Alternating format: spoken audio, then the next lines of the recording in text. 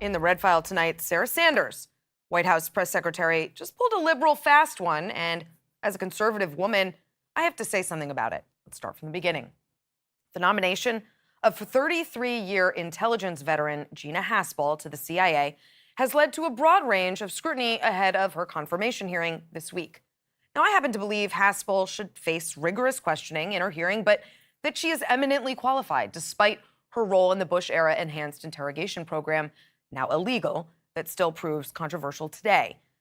But some are suggesting that her participation in a program that was deemed constitutional at the time by the president, the Department of Justice, and Congress should be disqualifying today. Among those lines of scrutiny, there is the principled opposition. Glenn Greenwald tweeted that while she did not act alone, George Tenet, John Brennan, Mike Pompeo have also supported these black site interrogation programs. It's, quote, still notable she's an actual torturer. Then there's the preening opposition. Senator Rand Paul, whose aversion to enhanced interrogation was supposed to keep him from confirming Mike Pompeo as Secretary of State until it didn't, touted a false ProPublica report later retracted to accuse Haspel of being gleeful in her defense of torture. We'll see this week if a call from the president changes Senator Paul's mind on Haspel, too. There's also the feminist opposition, which makes the case that Haspel, who would become the first woman CIA director, is nonetheless bad for women because of her participation in these programs, but also because of Trump. As Mona El-Tahawi writes in the New York Times, Mr. Trump is certainly no friend of women. However many women he chooses to promote in his patriarchal government, he is no feminist. Feminism, as I see it, is not about counting women in key jobs. Of course, the left likes to have it both ways, telling us earnestly and often that we do, in fact, need to count women in key jobs because we bring important perspectives to boardrooms, Congress, and so forth.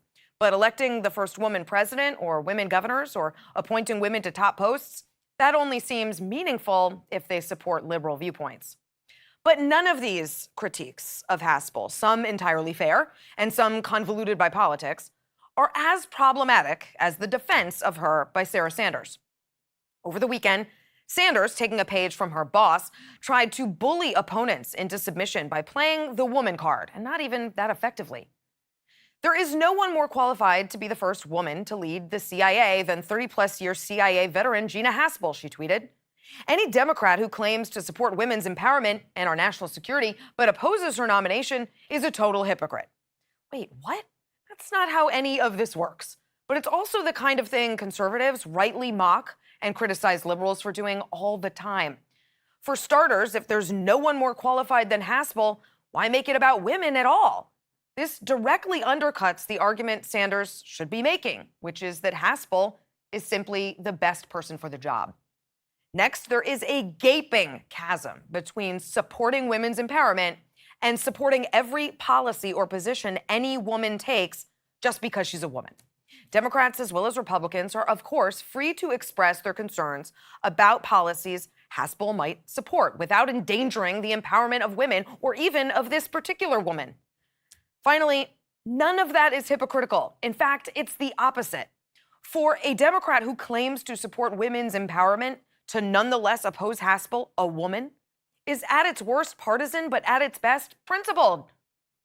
Sarah, as conservative women, let's not do the thing where we pit identity against ideology. Let's leave that to the left, which insists you and I are traitors to our gender, or that racial minorities who vote Republicans are traitors to their race, or that conservative millennials are traitors to their generation. You should know better than to pick up the left's talking points and use our political identities as a weapon. Then again, just look at who your boss is.